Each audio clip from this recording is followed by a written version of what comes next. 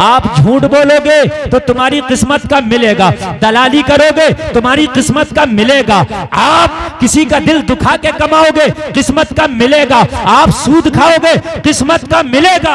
आप सोच रहे होगे कि मैं सूद खाता हूं इसलिए इतना मालदार हूं, आप सोच रहे होगे मैं दलाली करता हूं इसलिए मालदार हूं, आप सोच रहे होगे मैं कमीशन खाता हूं इसलिए मालदार हूं, आप सोच रहे होगे कि मेरा 2 नंबर का धंधा इसलिए मालदार हूं। नहीं, तू 1 नंबर का धंधा करके देख ले, जब भी इतना ही मालदार होता। बात हकीकत है कि नहीं? तू 1 नंबर का करके देख ले। आप ये बताओ मुझे, ना हर डॉक्टर मालदार है, ना हर डॉक्टर मालदार है, ना हर मौलाना गरीब है। मेरी बात हकीकत है कि नहीं है? किस्मत का मिलता रहता है। अगर ये मौलाना डॉक्टर बनता तब भी तो नहीं मिलता, और ये डॉक्टर मौलाना बनता तब भी तो नहीं मिलता। किस्मत का है, ये कहीं जाएगा ही नहीं। तो फिर एक बात मुझे बताओ, फिर ये शैतान ही तो बैठा हमारी खोपड़ियों में, और हम जो सोच रहे हैं यार जब तक झूठ नहीं बोलेंगे जब तक कारोबार हमारा चलेगा नहीं है? जब तक झूठी कस्में नहीं खाएंगे जब तक कारोबार चलेगा नहीं, जब तक कमीशन नहीं खाएंगे कारोबार चलेगा नहीं, जब तक क्या हम दलाली नहीं करेंगे कारोबार चलेगा नहीं। नहीं, जलसे में आने वालों ये सोच तुम्हें बदलना पड़ेगी यार। कलमा पढ़ने वालों की ये सोच, तुमने बिन देखे खुदा को माना, क्या तुमने खुदा को देखा? पूरा गांव नहीं पूरा जलसा जवाब देगा नहीं। मैंने कहा क्या खुदा से कभी मुलाकात हुई? जवाब मिला नहीं। मैंने क्या कभी देखा नहीं, कभी मुलाकात नहीं हुई? फिर क्यों कलमे में कहता ला इलाहा, नहीं है कोई माबूद इल्लल्लाह, मगर अल्लाह के सिवा। तू क्यों कहता है कि कोई माबूद है ही नहीं उसके सिवा? तू जिसकी बात करता है क्या देखा? तवज्जो करना, तवज्जो करना। अरे तू जिसकी बात करता है क्या देखा? जवाब मिलेगा नहीं। तो मैंने कहा फिर तेरा तो ईमान ही इसी पे टिका पड़ा है कि वो है, तेरा तो ईमान ही इसी पे टिका पड़ा है कि वो है, और तू सबका इनकार करके कहता इल्लल्लाह। बल्कि उस पर तेरा ऐसा यकीन है कि जब तुम नमाज पढ़ते हो और जब कहते अशहदु अल्ला इलाहा, जब जबान मना करती है मैं गवाही देता हूं नहीं है कोई माबूद, तो उस वक्त उंगली उठा के कहते हो जबान मना कर रही है लेकिन है एक। उंगली उठा के कहते हो आप अशहदु अल्ला इलाहा, आप कहते हो कि जबान तो मना कर रही है कोई माबूद नहीं है, मगर मेरा ईमान वो नहीं है जो जबान कह रही है। अभी मेरा ईमान ये है एक है, यानी इतना यकीन है कि थोड़ी देर जबान मना कर रही है वो भी बर्दाश्त नहीं है आपको, उंगली उठा दी नमाज में आपने। यही तो इसलिए तो उंगली उठाते हैं, ये जो अशहदु अल्लाह पे उंगली उठाते हैं नमाज में तशहुद पढ़ते वक्त, तो क्यों उठाते हैं? जबान मना कर रही है कोई माबूद नहीं है, तो इतनी देर भी बर्दाश्त नहीं है ईमान को कि जबान, जबकि जबान फौरन कहने वाली है इल्लल्लाह, मगर अल्लाह है, मगर पहले मना किया तो इतना भी बर्दाश्त नहीं कि थोड़ी देर मना करे तो खामोश बैठा रहे। नमाज में भी उंगली उठा दी, जबान तू मना कर रही है मगर एक है। इतना यकीन गजीपुर के लोगों कहने लगे हजरत जान दे सकता हूं उस खुदा के लिए है। मैंने कहा देखा? बोले नहीं। मैंने कहा उसकी तस्वीर कहीं देखी? बोले नहीं। कुछ चीजें ऐसी हैं हमने ओरिजिनल नहीं देखी, उनकी तस्वीर देखी। मैंने कहा कहीं तस्वीर देखी? नहीं, क्योंकि वो तस्वीर से पाक है। कितना बड़ा है, कितना लंबा है, कितना छोटा है? तो जवाब मिला वो जिस्म और जिस्मानियत से पाक है, जिस्मी नहीं उसका। मैंने कहा देखा नहीं, तस्वीर नहीं, मुलाकात नहीं, फिर इतना यकीन के है लड़ने मरने तैयार, तो तुम कहोगे हजरत वो है इसीलिए तो यकीन है कि वो है। तो मैंने कहा जब दिन देखे खुदा पे यकीन इतना पक्का है कि वो है, तो इस बात पे भी यकीन कर ले कि जब वो है तो अगर तू सच्चाई से काम करेगा तो तेरी किस्मत का दे के रहेगा, ये बात भी है। बेशक बेशक, सुभान अल्लाह, ये मिलेगा या रसूल अल्लाह। तेरी किस्मत का मिलके रहेगा अगर वो है। या तो ये कह दे वो नहीं है, या तो ये कह दे वो नहीं है। और जब वो है, नमाज में भी कहता है कि वो एक है, तो जब है तो उसने तेरा प्रोग्राम तो दुनिया में आने से पहले सेट कर दिया था। जब तू माँ के पेट में था तो फरिश्ते से लिखवा दिया था कितना रोजी कमाएगा, लिख। बेशक तू आया भी नहीं था, अभी तो तेरा कोई कारोबार भी सेट नहीं था, अभी तो तूने कोई बिजनेस भी नहीं लगाया था, अभी तो कोई ठेला भी नहीं लगाया था, अभी तो कोई दलाली भी नहीं किया था। अल्लाह ने माँ के पेट में लिखवा दिया था कितना कमाएगा, कैसा खाएगा, कैसा कमाएगा, अल्लाह ने लिख दिया था। जब अल्लाह है तो उसका बनाया हुआ प्रोग्राम भी है। बेशक बेशक, वाह वाह, सुभान अल्लाह, सुभान अल्लाह बोले यार जरा। सुभान अल्लाह। इतनी हल्के से काम नहीं चलेगा। जो मैं देना चाहता हूं वो आपको दिल खोल के लेना पड़ेगा। अल्लाह है।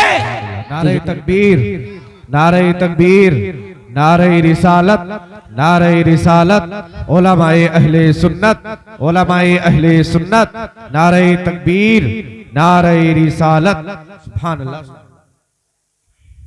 ये 3 और 3 6, पता नहीं कहां जा रहे हैं, और 2 ये पीछे से गए 8। देख रहे हैं आप कितनी गुफ्तगू, कामयाब गुफ्तगू चल रही है, और 8 उठ के गए ये।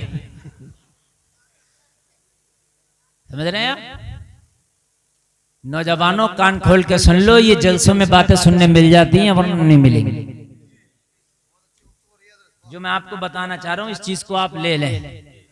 जब अल्लाह है तो उसका बनाया हुआ प्रोग्राम भी है। जोर से बोले यार, है। अच्छा एक बात और, एक बात और, बात किसी की नहीं। अगर किसी ने बात करते हुए मैंने मुंह चलता देख लिया, चाहे वो बात ना किया और उसका मुंह चल लिया हुआ, खड़ा करके दुआए कुनूत सुनूंगा उससे। हाँ ये समझ लियो आप, बस सुभान अल्लाह में मुंह चलना चाहिए और बाकी नहीं।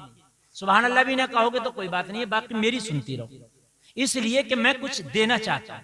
देखो जितने लोग आज इकट्ठा ना, इतने लोग जल्दी इकट्ठा नहीं होते। ये मौका हमें मिला है कि आप इकट्ठा हैं। कयामत के दिन आप भी मेरा दामन पकड़े फिरोगे। या अल्लाह ये मौलवी आया था हमारे गांव में, मौका दिया था, हम तो थे ही बिल्कुल निपट। या अल्लाह हमने इस मौलवी को बुलाया, ये भी कुछ ना बता के गया। हकीकत बता रहा हूं मैं। हाँ मेरे लाले डाल दोगे, मेरे आप परेशानी हो जाएगी। इसलिए भाई अपना हक अदा करके जाना चाहिए। प्रोग्राम तुम्हारे रिस्क का किसने बनाया? जोर से बोलो यार, अल्लाह। देखो कुरान में साफ फरमा दिया, इन्नल्लाह यरज़ुक़ु मन यशाअ बिग़ैरि हिसाब। अल्लाह जिसे चाहता बेहिसाब रिस्क अता फरमाता है। जिसे चाहता है, नाम नहीं लिया, जिसे चाहता है। ठीक है, प्रोग्राम कब बन गया था तुम्हारा? आप बोलो। हाँ इनको तो सब याद है। कहां कब बन गया था? पहले बन गया। बनाया किसने प्रोग्राम? अल्लाह ने। बस ये बताना चाहता हूं। आज हुकूमत है किसी और की, उसने एक प्रोग्राम बनाया, कभी इन्हें राशन मिलेगा, ठीक, या कोई और प्रोग्राम बना दें कि साहब इनको इतने पैसे महीने में मिलेंगे, बना दिया। दूसरी हुकूमत आई, उसने कैंसिल कर दिया। और होता भी ऐसे ही, बात है कि नहीं है? कुछ प्रोजेक्ट किसी ने बनाए और दूसरी आई उसके मंशा के मुआफिक नहीं है तो उसने क्या कर दिया? चेंज। और अगर कोई हुकूमत कोई प्रोग्राम बनाए तो ये मत सोचना ये हमेशा रहेगा, अगली आएगी तो बदल सकता है। लेकिन अल्लाह के अलावा अगर किसी की हुकूमत आए तो मुझे बता दे। अगर अल्लाह के अलावा भी कोई अल्लाह हो तो बता। जिसने बनाया वो अजली अबदी है, हमेशा से है, हमेशा रहेगा। अच्छा ऐसा भी नहीं मेरा प्रोग्राम आपने हैक कर लिया, उसका कोई हैक भी नहीं कर सकता। अगर हैक करेगा तो खुद ही हैक हो जाएगा।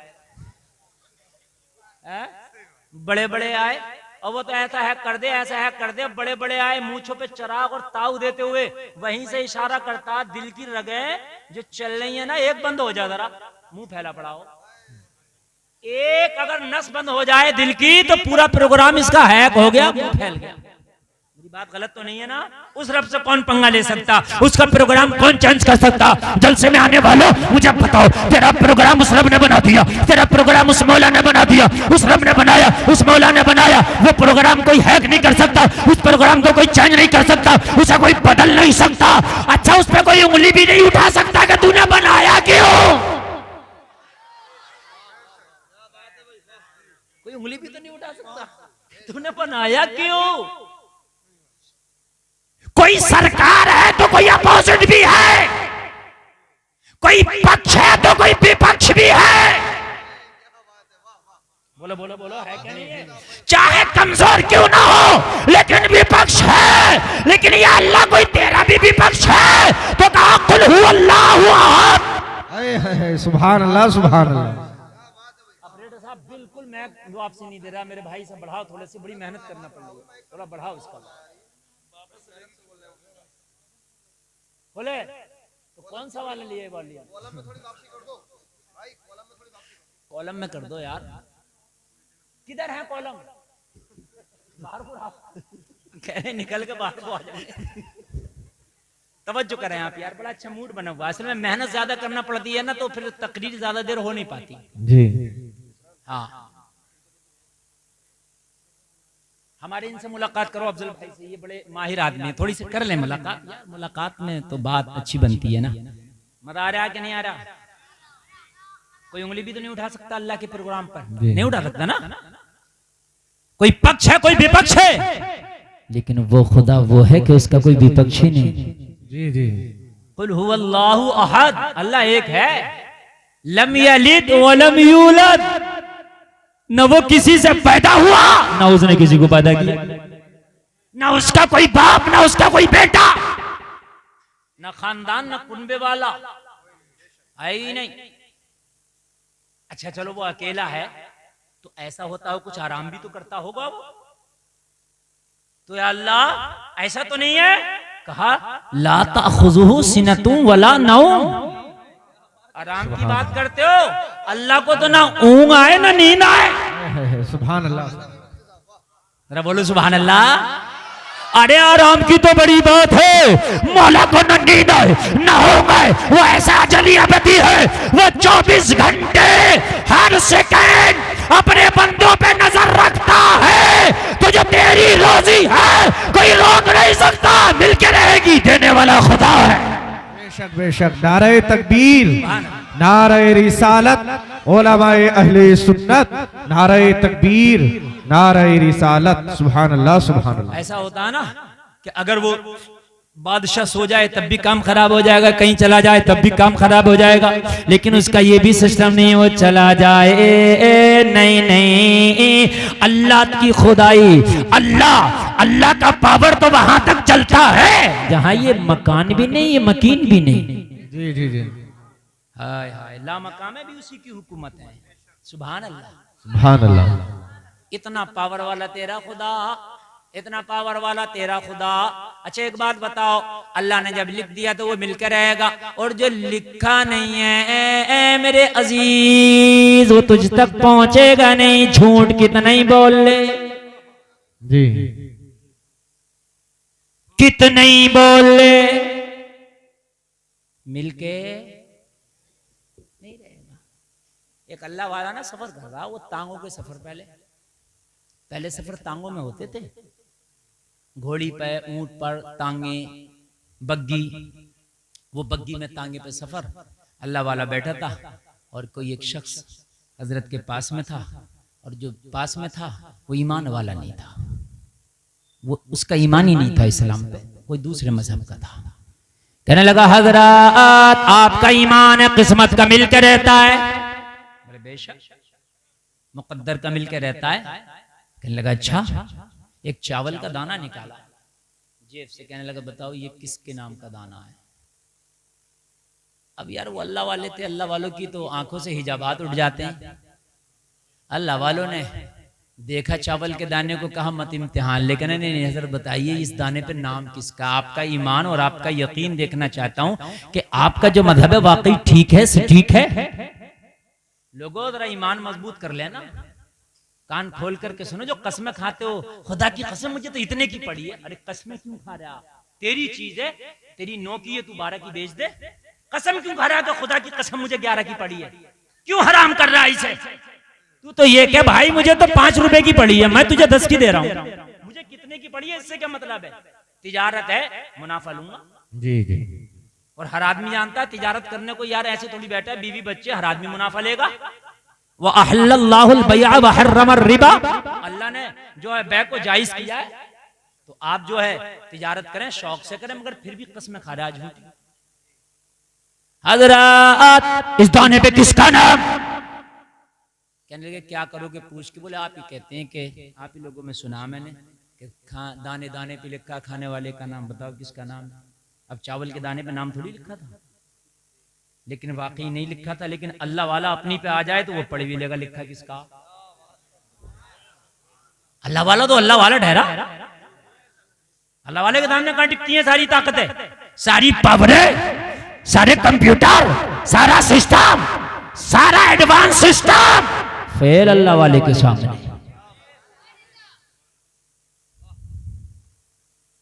कहने लगे क्या करोगे? कहने लगे बताइए किसका है, फिर हम आपको बताते हैं। अल्लाह वाले ने एक स्यारस परिंदा होता है, उसका नाम लेके बताया, ये उसका नाम इस पे लिखा, वो परिंदा इसे खाएगा। कहने लगे बस लो खाएगा परिंदा, लिया और खा गया। लेकिन जो किस्मत में नहीं है नहीं मिल सकता, कुछ भी कर लो आप ना। शद्दाद ने जन्नत बनवाई मगर किस्मत में नहीं थी। रब ने कहा बनवा ले, मना नहीं कर रहा हूं, मगर किस्मत में नहीं है, रहेगा नहीं। ये झूठ बोल के, दलालियां करके, लोगों के खेत जोत के, मेंढक काट के, चक्रोड़ा तंग करके, कब्रिस्तान जोत के, लोगों को सता के, झूठ बोल के, हलाल और हराम कमा के, और उसके बाद में बिल्डिंग बनाता। मगर अल्लाह की रहमत ठान लेती है, अल्लाह की कुदरत ठान लेती है, बना ले, रहेगा नहीं। बना ले, रहेगा नहीं। और देखा कि बना के निपटा, इंतकाल हो गया, कहां रहा है? खा लिया। अल्लाह वाला खामोश। कहने लगा हजरत क्या हुआ?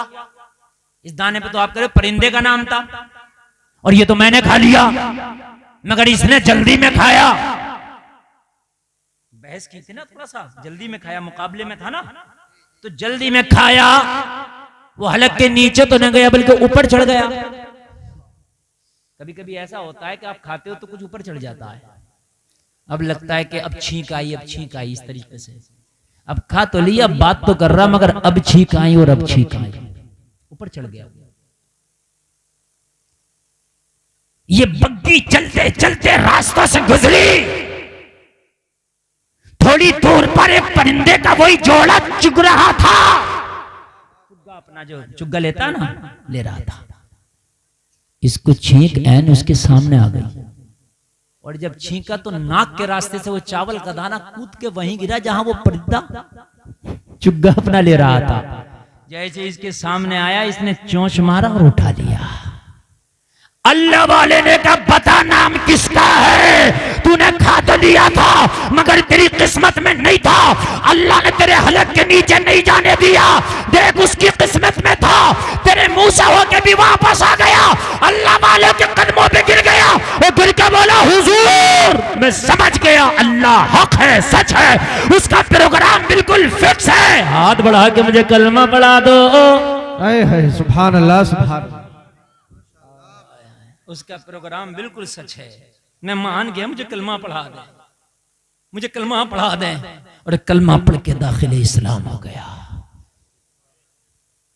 जलसे में आने वालों मुझे बताओ कितने लोग हैं ये सोचते हैं कि यार जब किस्मत का मिलकर ही रहेगा तो क्यों ना जायज तरीके से कमाए, क्यों ना हलाल तरीके से कमाए, क्यों ना अल्लाह ने अगर हमारी रोजी में अल्लाह ने अगर हमें माली के निसाब किया है, तो अगर ज़कात हमारे ऊपर है तो क्यों ना हम ज़कात निकालें। कितने लोग हैं लेकिन ऐसे ही खाते हैं। अगर तुमने ज़कात नहीं निकाली तो माल बढ़ेगा नहीं। आपकी ये सोच है कि अगर मैं ज़कात नहीं निकालूंगा तो मेरा माल बढ़ जाएगा। जलसे में आने वालों इस सोच को निकालना पड़ेगा। तेरा माल बढ़ेगा नहीं बल्कि तेरा माल घटता रहेगा। तेरे घर की बरकतें निकल जाएंगी, तेरे घर का सुकून और करार खत्म हो जाएगा, तेरी जिंदगी का करार खत्म हो जाएगा। जलसे में आने वालों, अगर अल्लाह ने आपको मालिक के निसाब किया है तो हिसाब लगा के ज़कात निकालो। घर का जो मालिक मैन मुखिया है उसको चाहिए कि साल में एक बार बिल्कुल कलम लेके बैठ जाए और एक एक सिक्के का ज़कात निकाले, इसलिए कि मरने के बाद इसका हिसाब तुझसे होगा, बड़ा सख्त बैठेगा। और तू क्या सोचता है कि ज़कात दे दूंगा तो मेरा माल घट जाएगा? नहीं, बल्कि तेरा माल बढ़ जाएगा,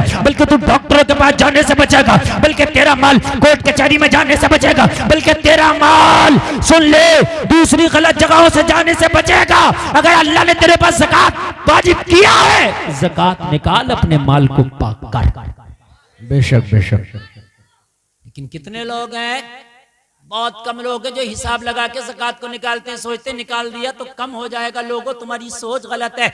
जलसे में आने वालों एक कान खोल करके सुनो, आप दुनिया का कोई भी काम कर लो मगर उसमें ऐसी गारंटी नहीं है। अगर आप तालीम के लिए अपने बच्चों को कहीं कॉलेज में लेके जाओ तो कॉलेज वालों से बात करो, मैं अपने बच्चों का एडमिशन कराना चाहता हूँ, तो कॉलेज वाला कहेगा पहले उसकी फीस जमा करना पड़ेगी, बाद में इसका एडमिशन होगा। अगर आप ये कहो मुझे दवाई चाहिए तो डॉक्टर कहेगा पैसे पहले चाहिए, उसके बाद में तुझे दवाई मिलेगी। अगर आप कहोगे मुझे सफर करना है तो टिकट वाला कहेगा पैसा पहले, टिकट बाद में मिलेगा। अगर आप कहीं आपको खेती का काम करना है, आप बीज लेने के लिए जाओ तो बीज देने वाला कहेगा बीज बाद में, उसका पैसा पहले।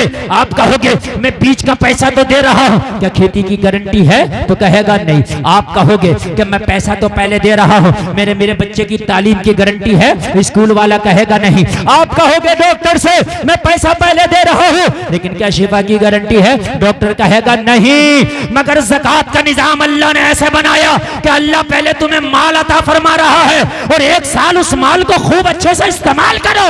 एक साल के बाद अल्लाह आपसे कह रहा है कि अब ज़कात दो। एक साल के बाद बताओ ऐसा निजाम है कहीं? मुझे बताया।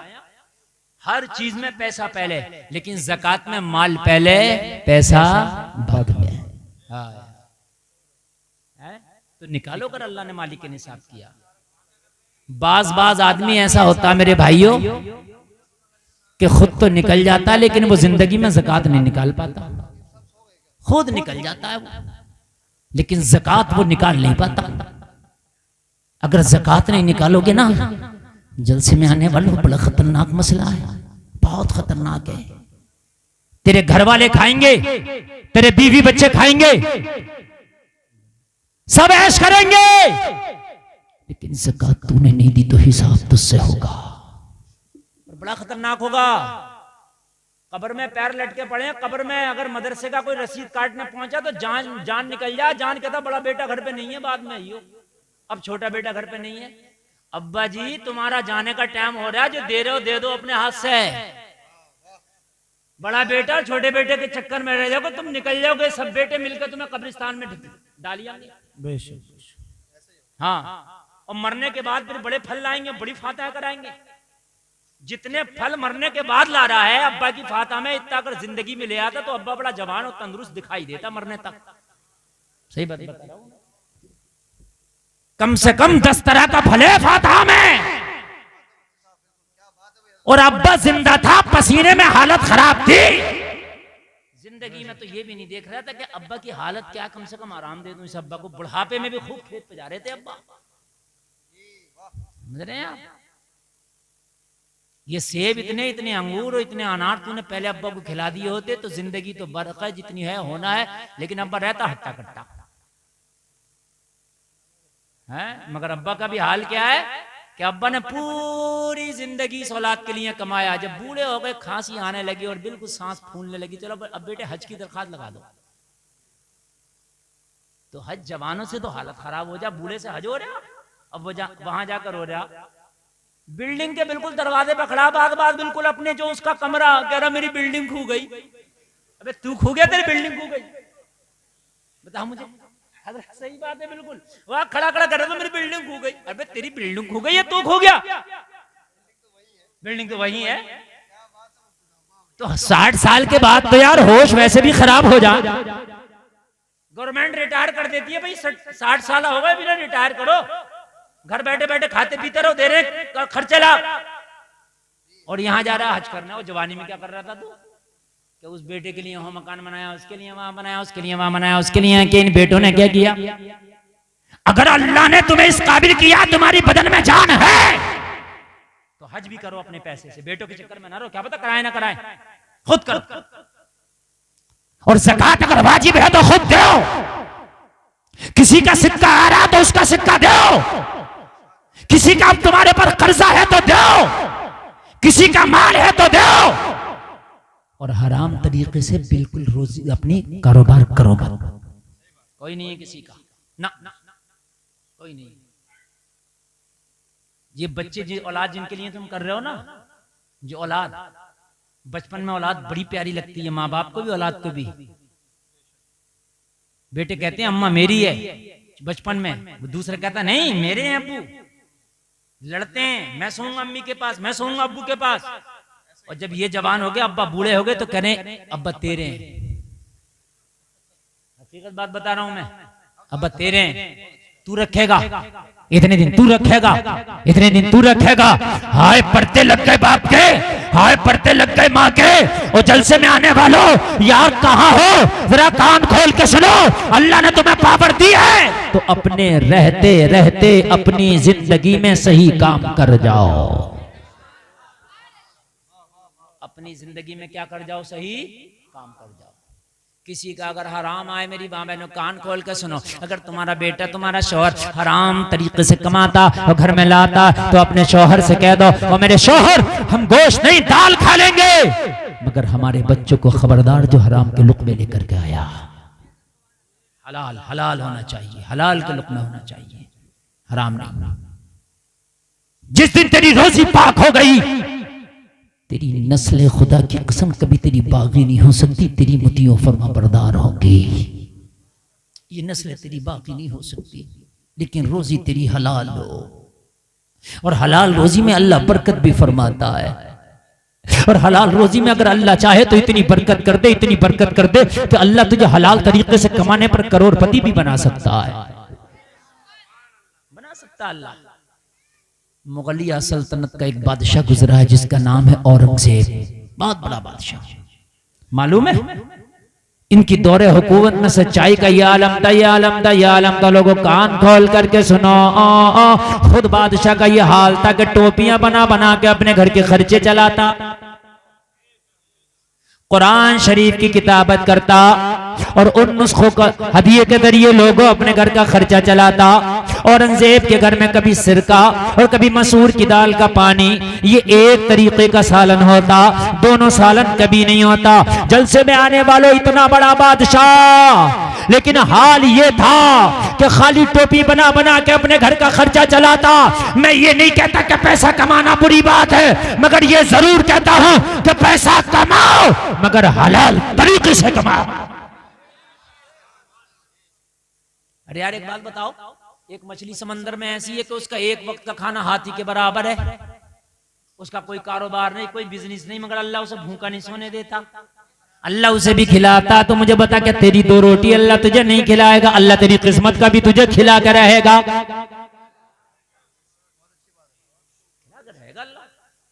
अच्छा एक बात और बताऊं मैं आपको, 18,000 मखलूकात अल्लाह की, एक इंसान है इसका कारोबार है, बाकी किसी का कारोबार ही नहीं है। सबके पेट भर रहे हैं, इस इंसान का पेट नहीं भर रहा। बात हकीकत है कि नहीं? पेट सबके भर रहे हैं, हाथी का भी पेट भर रहा, परिंदों का भी पेट भर रहा, चरिंदों का भी पेट भर रहा, मछलियों का भी पेट भर रहा, सबका पेट।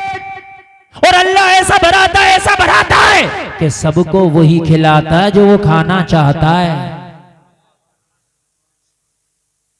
अरे अल्लाह की मखलूक में कुछ शाकाहारी है और कुछ मांसाहारी है, बोलो है कि नहीं है?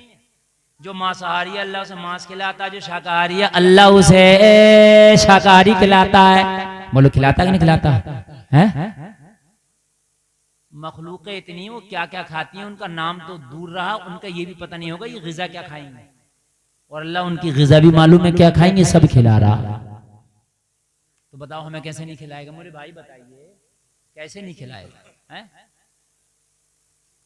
औरंगजेब के एक उस्ताद थे मुल्ला अहमद जीवन, सुभान अल्लाह। मुल्ला अहमद जीवन बहुत बड़े आलिम का नाम है, बहुत बड़े आलिम। औरंगजेब ने चाहा कि हजरत की दावत कर दूं। औरंगजेब ने दावत करके मुल्ला अहमद जीवन को खत भेजा, हुजूर आपकी दावत है, तशरीफ ले आए दिल्ली। हजरत भी हजरत ही थे। खत के जवाब में लिखा, औरंगजेब मदरसे में पढ़ाता हूं, तेरे यहाँ आऊंगा तो छुट्टी होगी, और मदरसे की छुट्टी करना नहीं है, शाबान में मदरसे की छुट्टी पड़ेगी तो शाबान में तेरे यहाँ दावत खाने आऊंगा। सुभान अल्लाह बोल दो। अगर आज का होता तो सब कुछ छोड़ दो, बादशाह का नौता आ गया मियाँ, पहले दावत खाई जाएगी, बाद में देखा जाएगा। बादशाह शहंशाह हिंदुस्तान, मगर कहा चाहे शहंशाह हिंदुस्तान हो या कोई हो, लेकिन जाएंगे जब जब मदरसे से छुट्टी मिलेगी। अच्छा, बादशाह भी ऐसा था। आज का होता तो तकब्बुर वाला, घमंड वाला, तो कहता भाई इधर पकड़ के लाओ, ये मौलवी आया नहीं, इसे पकड़ के लाओ और वहीं से लठ्याती हुए लाना। हकीकत बताने हैं ना, हाँ आएगा क्यों नहीं, हम बादशाह। लेकिन बादशाह खुश हुआ, हजरत वाकई आपको अपनी जिम्मेदारियों का एहसास है। बादशाह ने शाबान में इंतजार किया। शाबान में लोगों जरा गौर करो, मुल्ला अहमद जीवन दिल्ली दावत के लिए पहुंचे, बादशाह के दस्तरखान पे बैठे। जलसे में आने वालों जरा कान खोल करके सुनो, बादशाह के दस्तरखान पे बैठे, दो तरह का सालन आया, मसूर की दाल का पानी पतला और सिरका रखा गया और रोटी रखी गई। अब मुल्ला अहमद जीवन कभी बादशाह के चेहरे को देखता है और कभी दस्तरखान को देखता है। कहा, बादशाह क्या बात, ये मेरे साथ मजाक तो नहीं है, मुझे कहां से तूने बुलाया? मैं अमेठी से यहाँ दिल्ली आया हूँ, पता कितने दिन का सफर करके आया हूँ, कितनी मशक्कत से आया हूँ, कितनी परेशानियों से आया हूँ। अरे ये खाना ही खिलाना था तो मैं अपने घर वहां भी खा लेता, ये बादशाह की शाही दावत है। कहने लगा, हुजूर ये आप हैं, इस वजह से दस्तरखान पर 2 सालन है, वरना आज तक कभी मेरे दस्तरखान पर 2 सालन नहीं हुआ। या तो सिरका ही होता या ये दाल ही होती। आप हैं तब 2 हैं हुजूर, चूंकि आप मेरे मेहमान हैं। अब हजरत भी ने खामोश हो गए। सुभान अल्लाह। खाया, अल्लाह का शुक्र अदा किया। अल्लाह का शुक्र अदा करने के बाद कहा, औरंगजेब इजाजत दे, मैं घर जाना चाहता हूं। औरंगजेब ने इजाजत दिए, जाने लगे। औरंगजेब ने इन्हें नजर पेश की, तोहफा हदिया नजराना पेश किया, लिफाफा रख लिया। लिफाफे में बादशाह ने जो पेश किया था वो 54 था। कितना था नजराना? बस। शहंशाह हिंदुस्तान 54 दे दिया। इन्होंने 54 लेके बोले क्या करें यार, क्या करें? कपास का बीज खरीद लिया 54 से। क्या खरीद लिया? कपास, ये रुई जो होती है, और वो जाकर खेती इसकी शुरू कर दी। इधर बादशाह दिल्ली से चला गया और जंग में मसरूफ हो गया। 14 साल तक जंग लड़ता रहा। 14 साल के बाद जब दिल्ली वापस आया, अपने वजीरों को बुला के पूछा, बताओ हुकूमत का हाल क्या है, बताओ कितना टैक्स जमा किया, बताओ किस तरीके का बैतुल माल का हाल है, गरीबों का वजीफा बंद तो नहीं हुआ। कहा, हुजूर सारे मामला ठीक से चल रहे हैं, सारे हालात ठीक से चल रहे हैं, मगर एक ऐसा उद्योगपति नया पैदा हुआ कि अभी उस पर टैक्स नहीं लगा सके, इसलिए कि आपके डर की वजह से उस पर हमने टैक्स नहीं लगाया। अगर आप इजाजत दें तो उस पर टैक्स लगाए। आपकी हुकूमत में नया अमीर हुआ है, नया बिजनेसमैन हुआ है, बहुत तरक्की कर गया है, बहुत मालदार और अमीर है। बादशाह ने कहा, कौन है? अरे मुझसे पूछने की जरूरत क्या थी, टैक्स लगा देते। कहने लगे, हुजूर कोई आम आदमी नहीं, आपका उस्ताद मुल्ला अहमद जीवन है। इतना गरीब आदमी था कि घर में बच्चों का खर्चा नहीं चलता था हजरत का, लेकिन अब इतने अमीर हो गए, इतने अमीर हो गए कि नजर में आ गए इनकम टैक्स की। था नजर में इनकम टैक्स वाले डिपार्ट के, लेकिन उन पर क्यों नहीं लगाया? यार बादशाह के ये उस्ताद हैं, कहीं बादशाह बुरा ना मान जाए। कि मेरे हजरत पे लगा दिया। लेकिन यहां तो हाल ये है, एक ही सफ में खड़े हो गए महमूद और अयाज, ना कोई बंदा रहा ना कोई बंदा नवाज। और आज के जमाने में क्या होता है, अपना है तो कितने भी गुनाह वॉशिंग मशीन ने धुल दिया, और दूसरा है तो कितना भी नेक है उस पर मुकदमे इतने लगे कि उसे बेचारे की हालत खराब हो गई। लेकिन यहाँ का हाल उस्ताद है, मगर कहा उस्ताद को छोड़ दो, अगर औरंगजेब भी टैक्स की जद में आए तो औरंगजेब का भी कान पकड़ के टैक्स ले लो। ऐसे हुकूमत चलती है और ऐसे ही घर चलते हैं। बात समझ में आ रही है कि नहीं आ रही है? ऐसा नहीं होना चाहिए। पंचायत करने बैठ गए तो देख रहे हैं कि मेरी पार्टी का इधर को, अब बेफिक्र रहे तो तूने हराम कितने किया, कौम तेरी सी ना। खबरदार, अगर किसी का फैसल बन के बैठे हो, किसी का फैसला करने बैठे हो, तो ये देख तराजू तेरे हाथ में दी है, फरिश्ता नामा अमाल में लिख ला। अगर किसी का हक मार लिया, ये गरीब तो खामोश होकर अपने दिल को दबा के बैठ जाएगा, मैदान महशर में हिसाब तुझे देना होगा। बड़ा खतरनाक मसला है।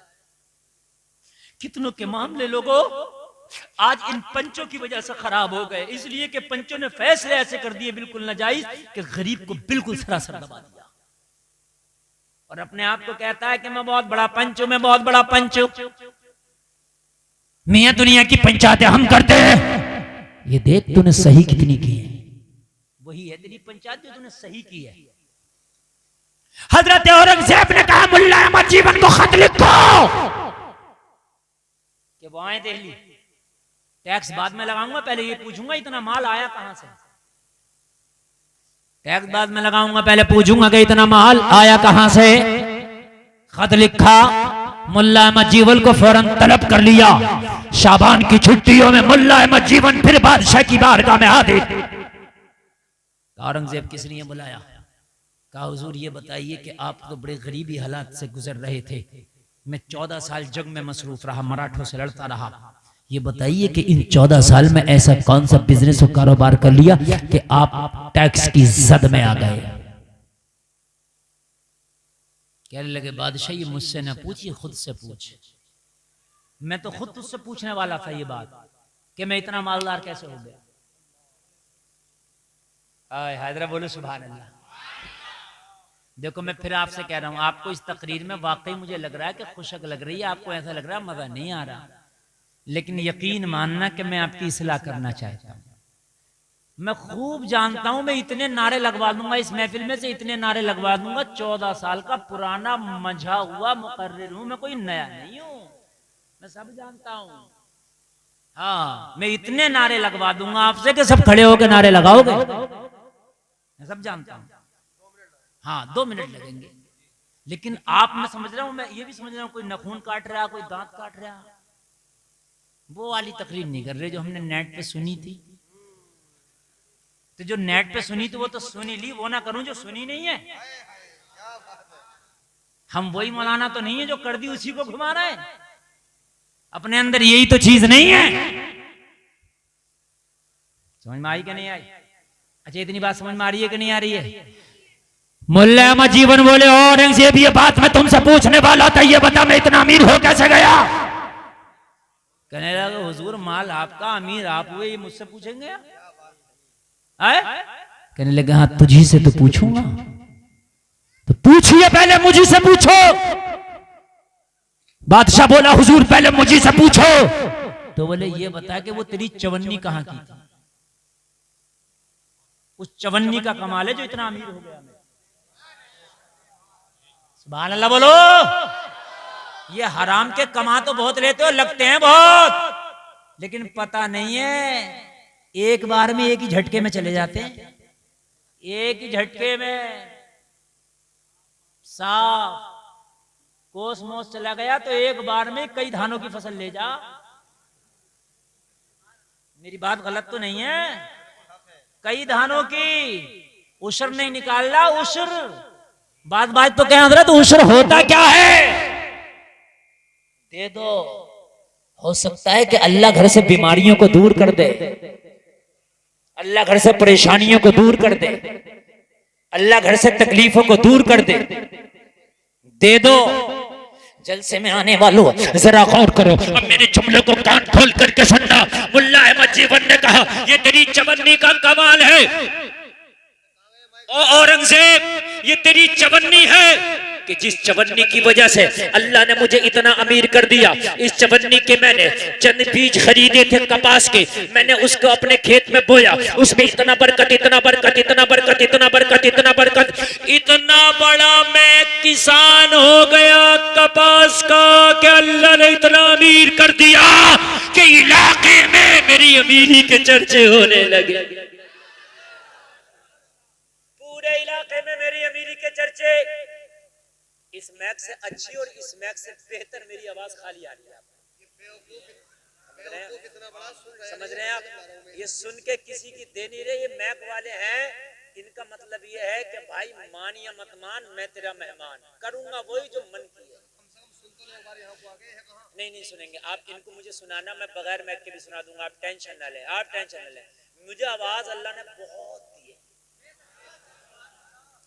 मुझे बताओ औरंगजेब ये चवन्नी है कहां की?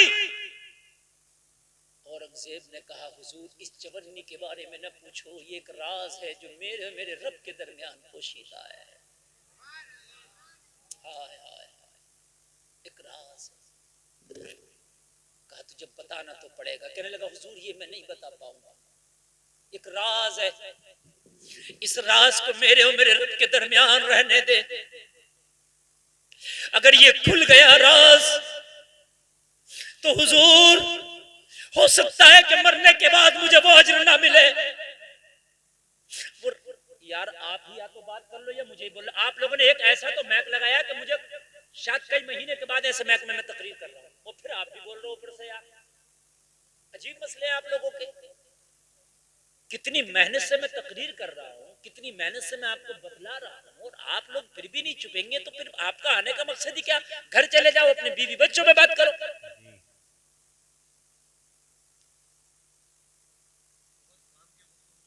इतनी काम की बात, इतनी काम की गुफ्तगू मैं आपको बता रहा हूं, तो आप सुन ले जरा। मुझे बड़ा डिस्टर्ब हो रहा है बोलने में और आप सुनेंगे तभी मैं सुना पाऊंगा। औरंगजेब ने कहा हुजूर ये मेरे रब के दरमियान का मामला है, इसको ना बता सकूंगा। मुल्ला अहमद जीवन ने कहा ना बता सकेगा तो सुन, ये वही चवन्नी है जिसकी वजह से अल्लाह ने मुझे अमीरी दी है, जैसी भी है, मगर ये बड़ी बाबरकत चवन्नी थी।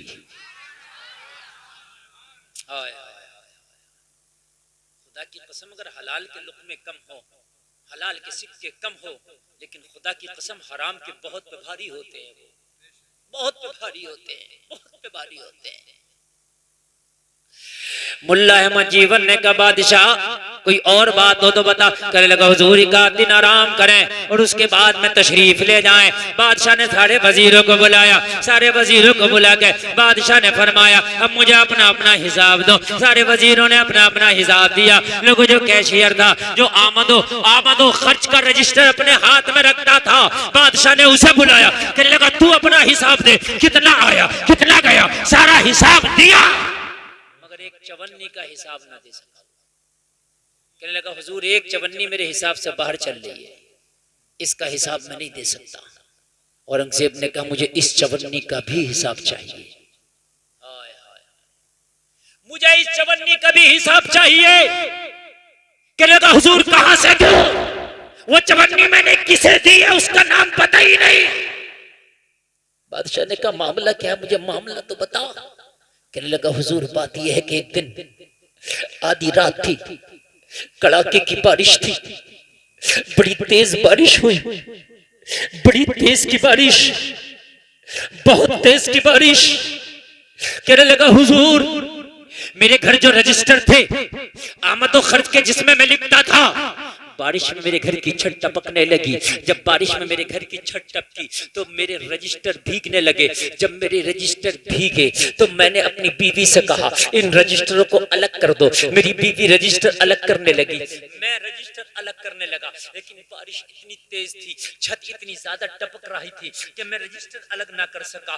बारिश बहुत तेज होने लगी। मेरी बीवी ने कहा मैं थक गई, रजिस्टर ज्यादा है, हमारे घर में कोई ऐसी सूखी जगह लग नहीं रही जहां पर इन रजिस्टरों को बचा लिया जाए, किसी मजदूर को पकड़ के ला ताकि वो आए और जल्दी जल्दी इन रजिस्टरों को हटवा दे। मैंने कहा अब रात में कौन मिलेगा, तेज की बारिश है, कहा जा, हो सकता है कि कोई परेशान हाल हो, तुझे मिल जाए। कहने लगा हुजूर, औरंगजेब की बारगाह में बोला हुजूर, मैं घर से निकला कि शायद कोई मुझे मिल जाए, लेकिन कोई नजर नहीं आया। जैसे ही मैंने अपनी दीवार के करीब देखा तो एक शख्स चुपका हुआ खड़ा है, उसके चेहरे पे नकाब पड़ा है, चेहरे पे कपड़ा है। मैंने कहा कैसे खड़ा है? खड़े होने वाले का मजदूर था, रात में मजदूरी करने निकला था, नाइट की ड्यूटी करने निकला था, लेकिन तेज बारिश होने की वजह से मैं काम ना कर सका। तेरी तेज बारिश होने की वजह से मुझे काम ना मिल सका, इसलिए तेरी दीवार की पनाह ले ली। यहाँ अपने आप को छिपा के खड़ा हूँ, वरना बहुत ज्यादा भीग जाता। यहाँ थोड़ा सा मुझे बचाव मिला है, इसलिए खड़ा हो गया। तो ये कहने लगा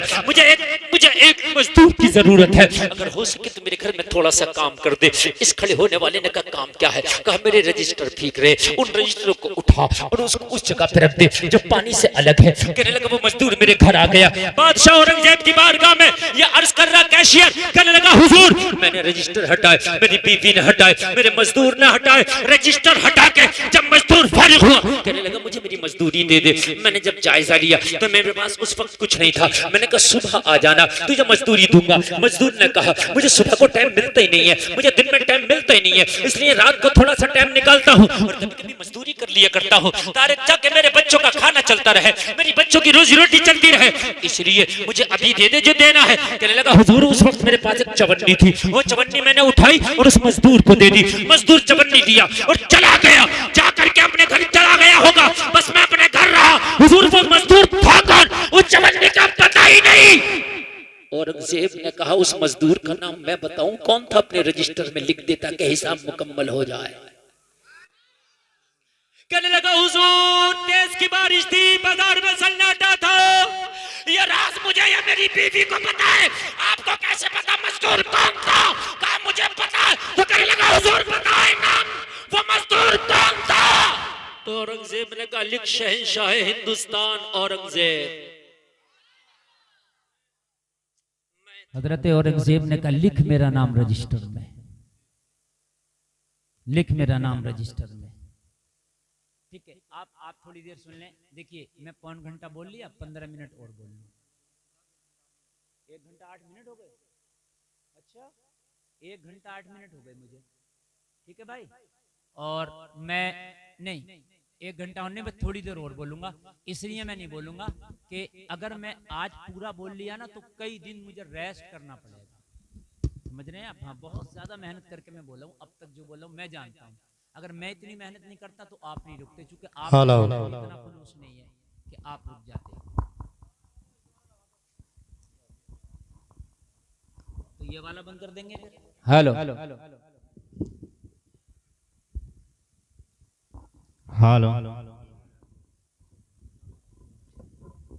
नारे तकबीर, नारे रिसालत, उलमाए अहले सुन्नत, मसलके आला हजरत, नारे तकबीर, नारे रिसालत। वाह वाह।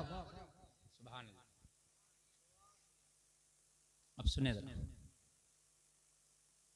कहने लगा हुजूर तो मैं सारे दहाने आप पर खोल देता। तो कहने लगा हिसाब कौन देता? तू तो खोल देता, लेकिन इनका हिसाब कौन देता? अल्लाह अल्लाह। यार बादशाह की सोच है। मुल्ला अहमद जीवन की बारगाह में बादशाह खड़ा हो गया, कहने लगा हुजूर ये वही चवन्नी थी, राज खुली गया तो बता देता हूं, जो इसके घर से कमा के लाया था। जिस चवन्नी ने आपको आज इतना अमीर कर दिया कि टैक्स वालों की लिस्ट में आपका नाम आ गया। जलसे में आने वालों, अगर तुम्हारा बच्चा वो चीज तुम्हारे घर में लेके आया कि जो तुम्हारी नॉलेज से बाहर है, एक बार अपने बच्चे से पूछ ले कि मेरे लाल तू कहां से लाया है। अगर वाकई तेरा बच्चा किसी की बगैर इजाजत ले आया तो उसे समझा, अपने बच्चे पर जरा सख्ती कर, इसलिए कि अगर आज तेरा बच्चा इस चीज की आदत डाल लेगा तो बड़े होने के बाद इसे न कोई समझा पाएगा, इसे न कोई बतला पाएगा। चाहते हो कि तुम्हारी औलादे मुतीओ फरमा बरदार हो, चाहते हो तुम्हारी औलादे तुम्हारा कहना मानने वाली बने, तो जलसे में आने वालों अपनी औलादों को हलाल के लुक़्मे खिलाओ। खुदा की कसम ना तुझे नमाज में मजा आएगा अगर तूने हराम के लुक़्मे खिलाए, न तुझे इबादत में मजा आएगा। और तेरी औलाद अगर पैदा होकर जवान हो गई ना तो ये कभी तेरी मुतीओ फरमा बरदार नहीं हो सकती, कभी नहीं हो सकती। चाहता है कि तेरी औलाद मुतीओ फरमा बरदार हो, चाहता है कि तेरी नस्लों में कोई बेहतरीन आलिम दीन बने, चाहते हो तुम्हारी नस्लों में कोई अल्लाह का वली बने, तो अपनी औलादों को हलाल के लुक़्मे खिलाओ इंशाअल्लाह। अगर ज़कात है तो बोलो निकालेंगे इंशाअल्लाह, बोलो बोलो इंशाअल्लाह। हराम किसी का नहीं खाएंगे, बोलो इंशाअल्लाह, इंशाअल्लाह। जोर से बोलो इंशाअल्लाह। अल्लाह आपको सलामत रखे। अरे यार, कलमा पढ़ने वाला अगर इन बातों पे अमल नहीं करेगा तो कौन अमल करेगा? है? हमें गैरों से शिकवा क्या, हमें गैरों से मतलब क्या, हमें गैरों से शिकायत क्या? हमें तो मतलब तुमसे है, हमें तो शिकवा आपसे है। मालूम है इब्तदाई इस्लाम में मुसलमानों को मारते तो थे, लेकिन ये भी कहते थे अगर कोई सच्चा है तो है कलमा पढ़ने वाला है। एक यहूदी एक नाम निहाद मुसलमान से झगड़ पड़ा, झगड़ा बहुत हुआ तो यहूदी ने कहा फैसला करा किसी से। मुसलमान बोला चल। यहूदी बोला कहाँ चलेगा? बोला जहां तू चाहे। तो यहूदी बोला चल मोहम्मदुर रसूलुल्लाह की बारगाह में। कहने लगा तू तो उनकी मुखालफत करता है। कहने लगा मुखालफत तो करता हूं मगर सच बात यह है उनसे ज्यादा सच्चा है भी कोई नहीं। मैं मुखालफत तो करता हूं मगर उनसे सच्चा भी कोई नहीं है। पहले अगर कलमा पढ़ने वाला होता तो जमाना कहता कि अपनी अमानतें इसके हवाले कर दो, इसलिए कि ये पेट से पत्थर तो बांध सकता मगर अमानत में खयानत नहीं कर सकता। बोलो बात हकीकत है कि नहीं है? अब तो ले लिया, चक्कर पे चक्कर लगा रहा, चक्कर चक्कर लगवा रहा। उसने दो चार के सामने टोक दिया तो कह रहा दे तो देता, अब तूने बेइज्जती क्योंकि अब नहीं दूंगा, अब नहीं दूंगा। हकीकत बता रहा हूं मैं। अरे भाई एक तो बात बतला दे, तुझे देना था तो तूने वादे के मुताबिक पहले क्यों नहीं दे दिया था? कह रहा मैं देने मना थोड़ी कर रहा हूं, दे दूंगा। मैं गाजीपुर छोड़ के भाग गया, सुबह को तू मर गया, तू तो ऐसा भागेगा तू दिखेगा भी नहीं, तू तो दिखेगा भी नहीं। भागने की बात कर रहा, तू तो दफन हो जाएगा। और तेरी कब्र पे खड़े होकर ऐलान ये नहीं लगेगा कि इसका कर्जा किस किसका है, किस किसका इस पे कर्जा है, हम देंगे। एक भी ऐलान ना लगाएगा। ये ऐलान जरूर लगाएंगे कि जितने आए सब खाना खा के जाइए। ये गोरी के चावलों की बिरयानी चल रही होगी तेरे मरने के बाद, अभी तेरी चारपाई मस्जिद भी ना पहुंचेगी वापस, और यहां बिरयानी चल रही होगी घर पे। मेरी बात गलत तो नहीं है? एक जगह जोहर के बाद दफन, रमजान का महीना, 8 भगोने उड़ गए, 8।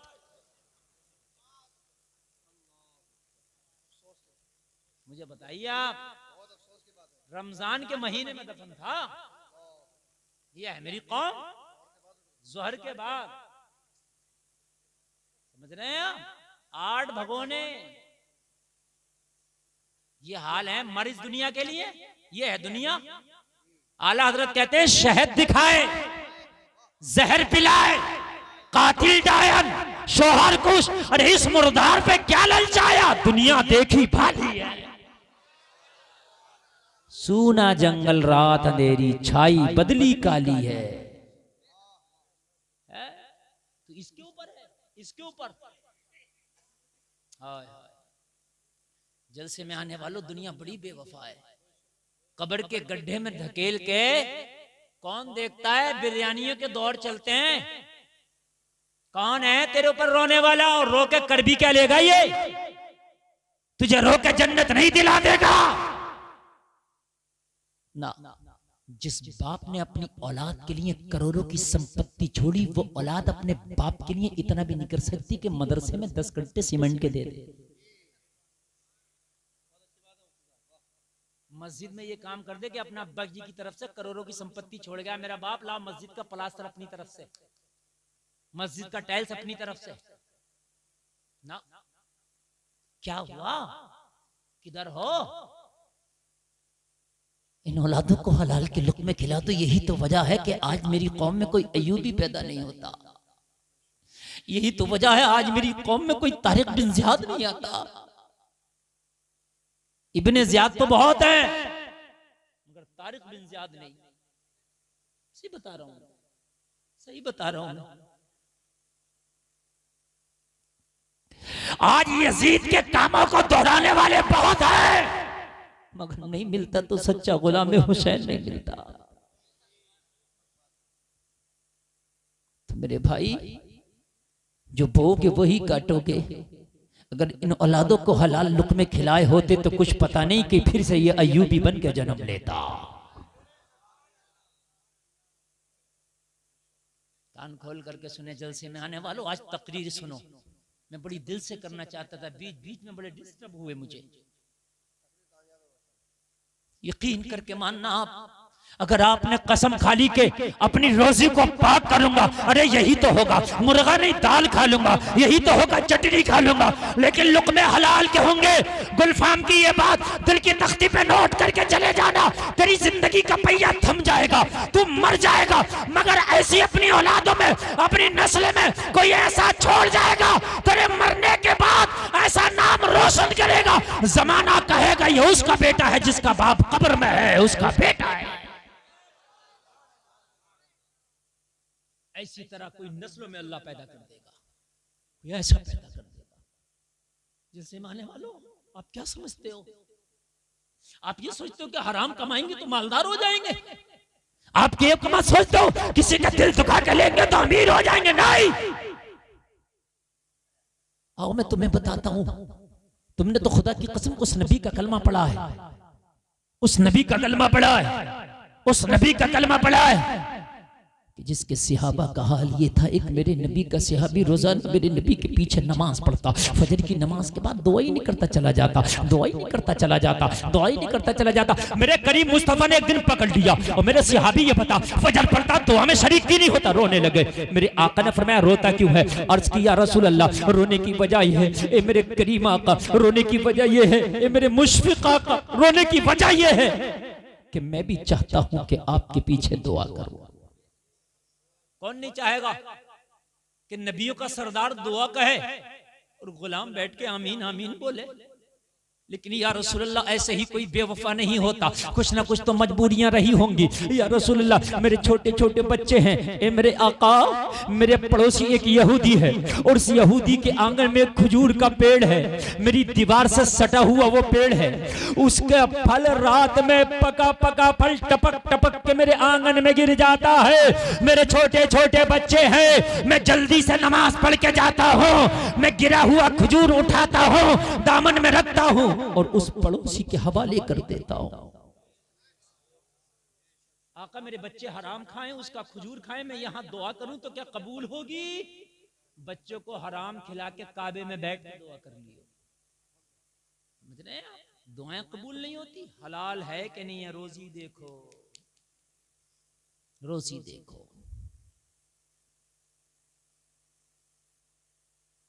मेरे नबी ने फरमाया फिर क्या चाहता है? कहेगा या रसूलल्लाह बच्चों को हराम से बचाना चाहता हूं हर हाल में।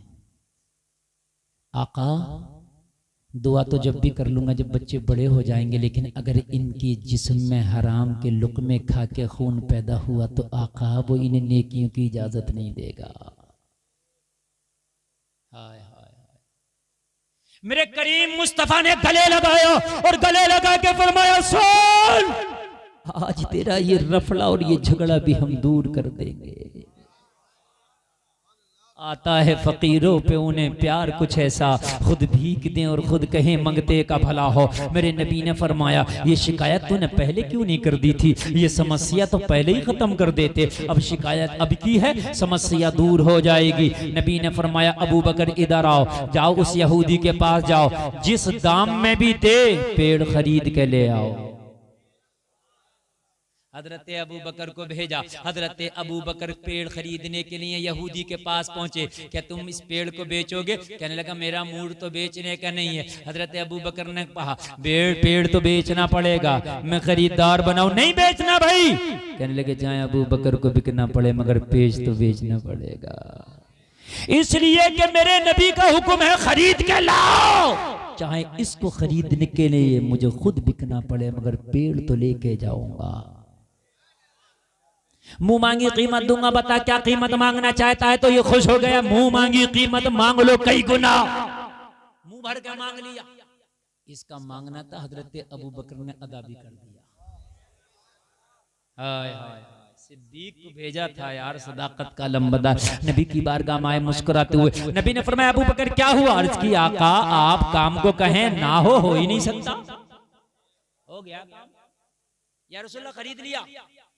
नबी ने अपने सहाबी को करीब बुला के फरमाया सुन, आज से पेड़ तुम्हारा, चाहो गिरा के खाया करो या गिरी हुई खाया करो,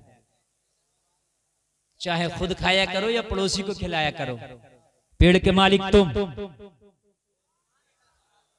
पेड़ के मालिक। बहुत तवज्जो से, अच्छा लग रहा, आप समझ में आ रहा कि नहीं आ रहा?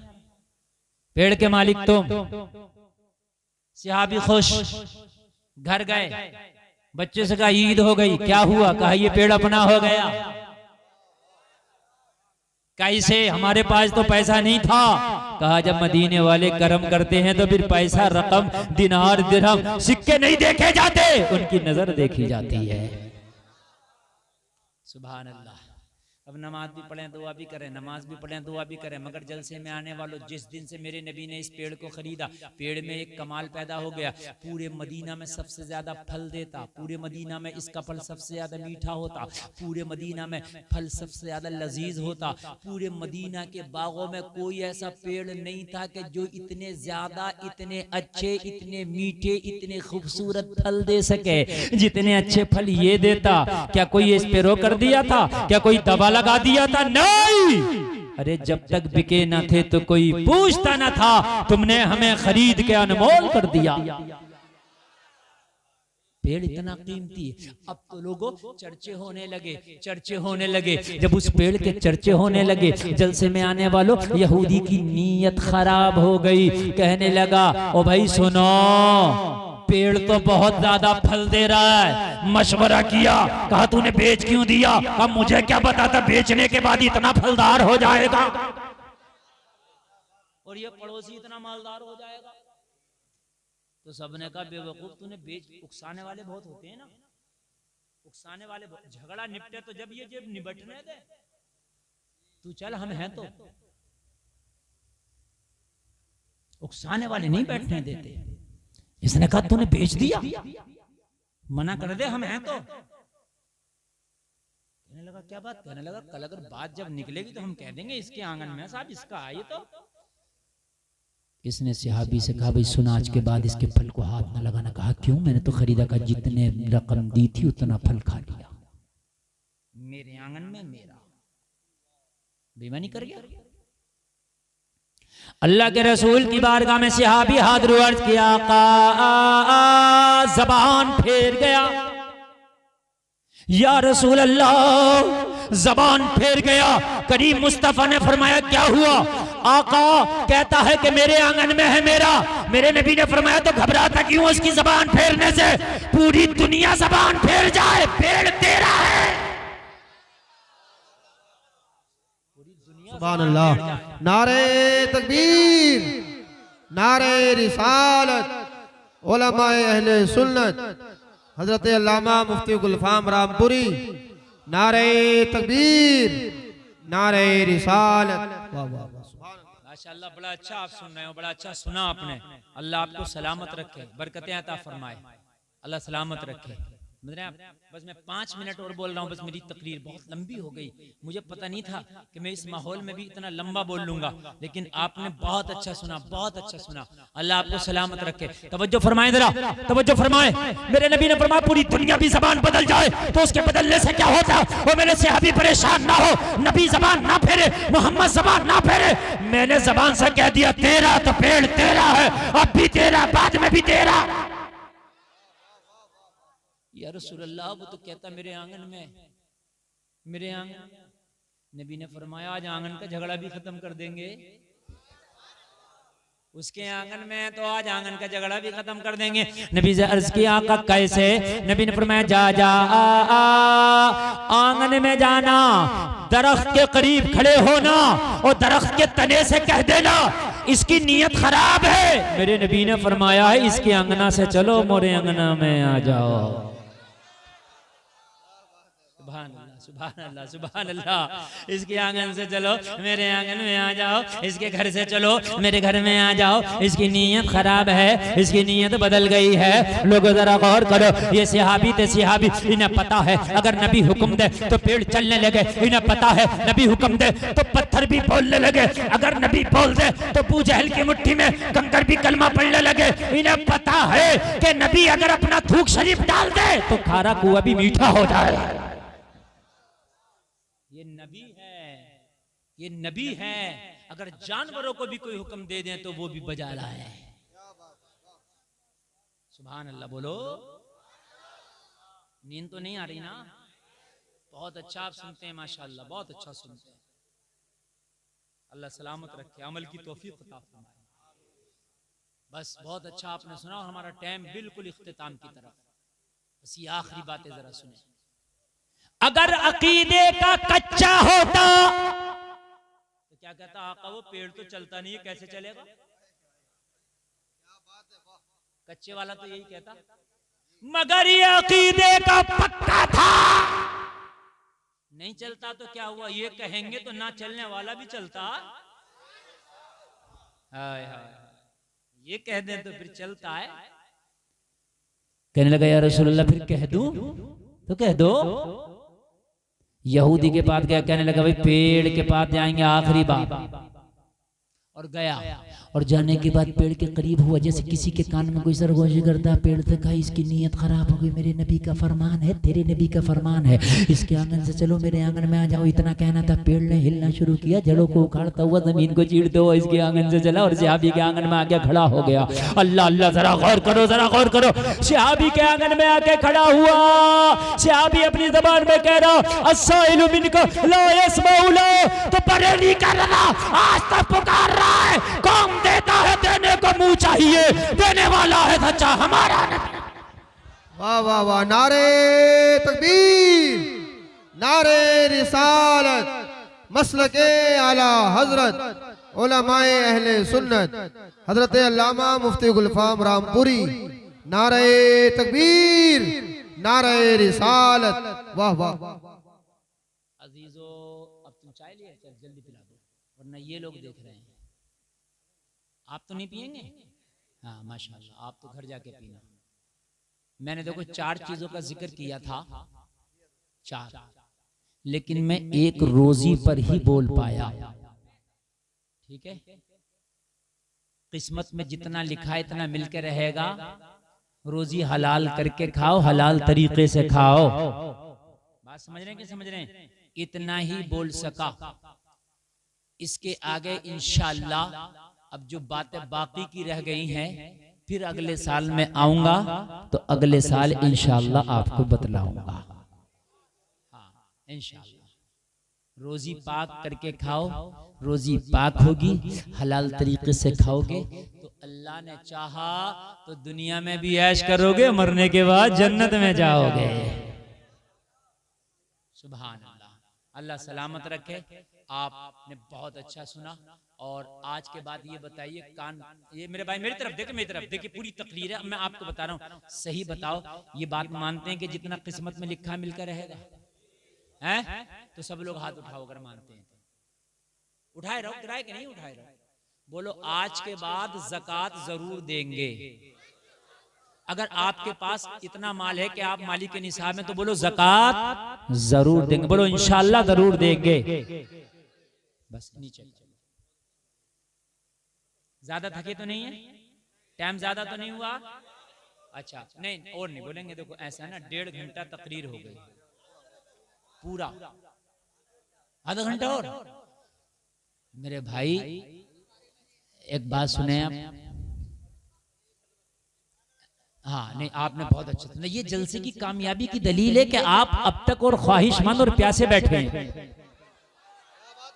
हाँ चलो बोल देते हैं, अच्छा बोल देते हैं। अच्छा डॉक्टर साहब नहीं दिख रहे हैं हमारे, डॉक्टर साहब कहाँ हैं? आ रहे हैं? माशाल्लाह। देखो अगर आप लोग बैठेंगे तो मैं तो बोल दूंगा, लेकिन ये आप अपने मोहल्ले में अपने खानदान में इत्तेफाक करो। देखो कभी देखो देखो जा रहे हैं ठीक है, जलसा बहुत टाइम से चल रहा है और बहुत मेरे बाद भी अभी कलाम होना है, समझ रहे, और एक तकरीर होना। हाँ एक तकरीर भी है मेरे बाद, महाराष्ट्र से तशरीफ लाए हजरत, तो उनकी तकरीर भी आपको सुनना है। और अगर इतनी मोहब्बत ना करो कि दम निकल जाए, और प्यास बाकी रहना चाहिए, इतना ना पियो कि आप कहो भाई ये वाला जाम नहीं चाहिए, बहुत पी लिया। हाँ मुझे अगले साल फिर आना है, फिर आपको सुनाना है। एक आपकी ख्वाहिश और 2 मिनट में अपनी बात पूरी कर दूं, जो मैंने मेन बात रहनी थी। मेरे सुने मेरे भाई सुने, हरी टोपी वालों बैठ जाओ तो बड़ा अच्छा है, अल्लाह आपको अच्छा इसकी टोपी हरी नहीं है बैठ। अच्छा यहाँ तकरीर करना बड़ा मुश्किल काम है, ये मेरा जिगर गुर्दा जो मैंने कर ली, मैं सही बता रहा हूँ। क्या साल में हुआ जलसा? हाँ 3-4 साल में हुआ, मुझे पता है। यकीन मानना अगले साल यही मैक बुलाना, मुकर्री जिसे दिल करे उसे बुला लियो जाओ, मेरी गारंटी है। अगर इतने बैठे रह जाए तो सुनने में, मैं भी बड़ा नब्बाद आदमी हो गया हूँ, समझ रहे हैं आप? हाँ मैंने कैसे आपको रोका, कैसे सुनाया, मैं जानता हूँ।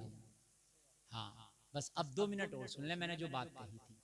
रोजी पाक करेंगे इंशाअल्लाह, लेकिन अपने आप को भी पाक करेंगे। कहो नमाज पढ़ लो, नौजवान से कहता था कपड़े ठीक नहीं है, ये जवाब मिलता, तुम पढ़ लो। अच्छा एक कमाल की बात मौजा आहिर साहब, ये तुम्हारे इलाके के हैं, यहीं के मेलोली के, हाँ बड़े माशाल्लाह दमदार आदमी है, अल्लाह सलामत रखे। मैं एक आपको बड़े काम की बात बता रहा हूँ। अभी अजान हो जाओ, 10-20 लोगों में बैठे हों, मौलाना जहांगीर बैठे हों, इमाम साहब बैठे हों, तो पता 10-20 क्या कहते हैं, हजरत अजान हो गई। तो हजरत के लिए हो गई, तेरे लिए नहीं हुई। हक बात बता रहा हूँ। और अगर अजान के वक्त हजरत बैठा रह जा, चाहे बाद में जाकर पढ़ ले, हजरत की खैर नहीं, नमाज तो पढ़ते ही नहीं है। अरे हजरत नहीं पढ़ता तो हराम हो गया, तू पढ़ता तो कहां का जायज हो गया?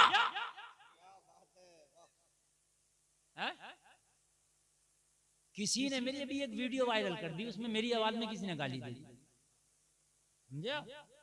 अब वो हर आदमी मैंने एक को पकड़ लिया। मैंने एक बार, तूने कभी जिंदगी में गाली बकी है नहीं बकी है? करा बहुत बकी है। तो फिर मैंने बकी तो मन के क्या हो गया? तूने बहुत बकी है, मैंने एक बकी तो मरा फिर रहा, यही मान ले मैंने बकी है। यार हद हो गई है। मौलवी का अगर बेचारे का पैजामा थोड़ा सा ऐसा हो जाए टेढ़ा, अरे मौलवी साहब का पैजामा कैसा, और अपने आप नंगा घूम रहा। भाई मेरी बात हकीकत है कि नहीं है? समझ रहे हैं? अरे भाई एक बात तो बता कि जन्नत तुझे ना चाहिए? जन्नत में तुझे सबसे पहले चाहिए, आगे खड़ा होगा, आगे मुझे सबसे पहले दे दियो। वो तो जन्नत है रब के हाथ में, समझ रहे हैं आप? इंसानों के हाथ में होती तो सब मालदारों पे ही होती। हाँ लेकिन जलसे में आने वालों अल्लाह का निजाम लाजवाब है, उसका कोई विपक्ष नहीं। खुदा की कसम मैंने आपको वो तकरीर सुना दी, आप मानो या ना मानो, ये ऐसी है अगर अमल हो जाए तो जिंदगी बन जाए। जलसे में आने वालों तुम कहते हो मैं नापाक घूम रहा हूं, अगर अभी मौत का फरिश्ता आ गया तो क्या तुम मौत के फरिश्ते से कह देगा रुक जा, मैं नापाक घूम रहा हूं, पहले गुस्ल कर लो? कह देगा? ये बता नहीं कह सकता ना, और तू कहेगा तो वो मानेगा भी नहीं। तू नापाक घूम रहा, अगर मौत का फरिश्ता आ गया तो तुझे नापाकी के हाल में मरना होगा। तू अपनी तकदीर नहीं बदल सकता, नापाकी की हालत में तुझे दुनिया से जाना होगा। तुझे पता है मौत के फरिश्ते को रहम नहीं आता, वो हुक्म खुदाबंदी का पाबंद है। तेरे छोटे छोटे बच्चे भी हैं, फिर भी वो तरस नहीं खाएगा, तुझे जाना होगा। नापाक किस लिए घूमता है तू? और तुझे बुखारी की हदीस सुना दूं, यकीन ना आए तो मेरे नबी का गुजर हुआ 2 कब्र वालों से। नबी ने फरमाया अपने सहाबा से, इन दोनों कब्र वालों पे अजाब हो रहा है। अर्ज किया आका, दोनों पे हाथ, दोनों पे।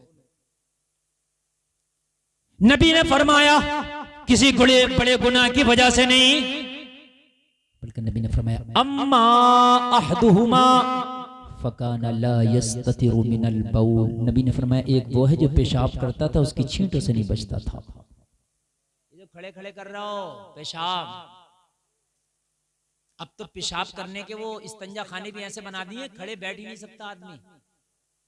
बस अड्डों पे देखो, जगह जगह देखो, मुसलमान भी खूब बना रहे हैं अपने घरों में। वो वेस्टर्न कल्चर ले आए, वो सीट ला रहे हैं, अब घरों में लगा रहे हैं। वो वाली वो सीटें हैं, वो कौन सी आ रही है, कुर्सियों वाली, उसमें पता ही नहीं रहता इस्तंजा करा का पाक हुआ कि नापाक हुआ। आदमी छींट इतनी आती है। चलो किसी के घुटनों में दर्द है, मजबूरी है तो एक अलग बात है, लेकिन अगर मजबूरी नहीं है तो वो तरीका अपनाओ जिसमें पाकी बेहतर तरीके से हासिल हो सके। इसलिए कि तू अंग्रेज नहीं है, तूने कलमा मोहम्मद रसूलुल्लाह का पढ़ा है। अंग्रेज से मतलब नहीं है। मेरे नबी ने फरमाया एक वो जो पेशाब की छींटों से नहीं बचता था, वो छींटों से नहीं बचे तो अदाब कब्र में रहे। तुम पूरा पेशाब पैंट में लेके घूमो तो तुम बच जाओगे अदाब से। बताएं मुझे आप। नबी ने फरमाया वो अम्मल आखिरु फकान यमशी बिन नमीमा, दूसरा वो है जो चुगली करता था। ये जो चुगलियां करते हो चौराहे पे, इधर की उधर की इधर लगाते हो, कान खोल करके सुन लो, ये चुगली छोड़ दो, मरे हुए भाई के गोश्त खाने के बराबर है। नबी ने फरमाया कौन पसंद करेगा कि अपने मरे हुए भाई का गोश्त खाए? जलसे में आने वालों, अपने जिस्म को भी पाक करो, रोजी को भी पाक करो, अपने ख्यालात को भी पाक करो। अल्लाह ताला हमें कहने से ज्यादा अमल की तौफीक अता फरमाए। कहने सुनने में कोई खता हुई है तौबा करता हूं, मौला माफ फरमाए। कलमा शरीफ पढ़े, ला इलाहा इल्लल्लाह मुहम्मदुर रसूलुल्लाह, इस्लाम जिंदाबाद, वमा अलैना इल्लल बलाग।